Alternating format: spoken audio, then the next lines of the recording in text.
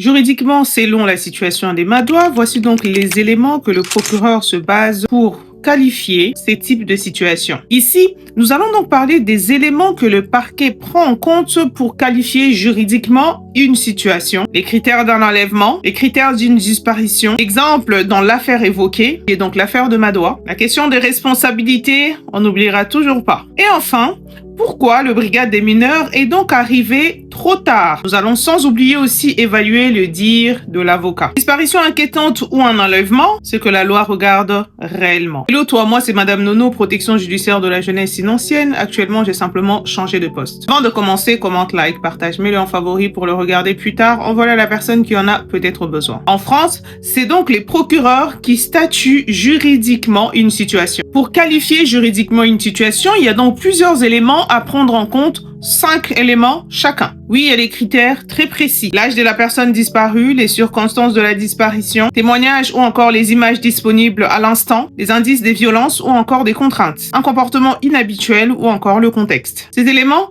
permettent donc d'identifier si nous sommes face à un enlèvement ou face à une certaine disparition. Voici donc les critères d'un enlèvement. Pour que la justice parle d'un enlèvement, il va falloir un peu plus d'éléments que ça. L'intervention d'un tiers, une contrainte ou une violence, un déplacement forcé de la victime, des témoins ou encore des preuves d'interaction et un danger immédiatement identifié. Sans ces éléments, les parquets restent donc officiellement sur une certaine disparition. Oui, une qualification de disparition au lieu d'enlèvement. Les critères donc d'une disparition inquiétante. Une disparition devient inquiétante qu'à partir du moment où le mineur est donc impliqué. Des circonstances anormales, une vulnérabilité de la personne, un environnement dangereux, eau, forêt, etc.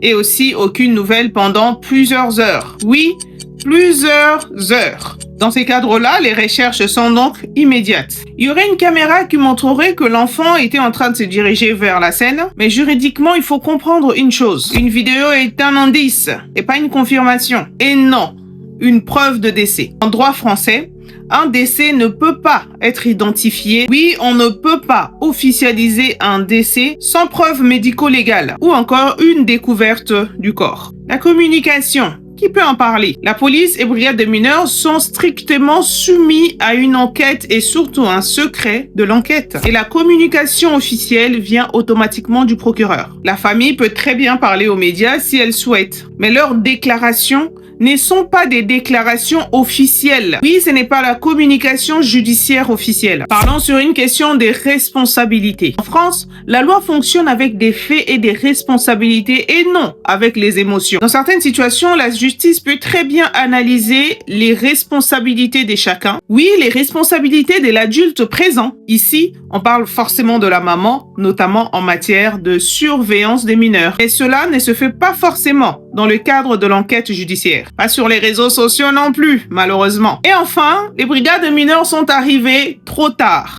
Selon les dires de l'avocat, selon l'opinion publique. Parlons-en. Beaucoup de gens pensent que c'est quasiment anormal, ce que brigades de mineurs ont pu faire. Mais en France, il y a la hiérarchie judiciaire. Dans la pratique, les premiers éléments sont automatiquement effectués par la police locale d'abord. Ensuite, le service spécialisé peut donc reprendre automatiquement le dossier. Cela peut arriver même après quelques jours, oui, parfois même quelques semaines. Et cette décision aussi est malheureusement prise par les procureurs ou encore par la hiérarchie policière. Analysons un peu les dires de l'avocat, s'il vous plaît.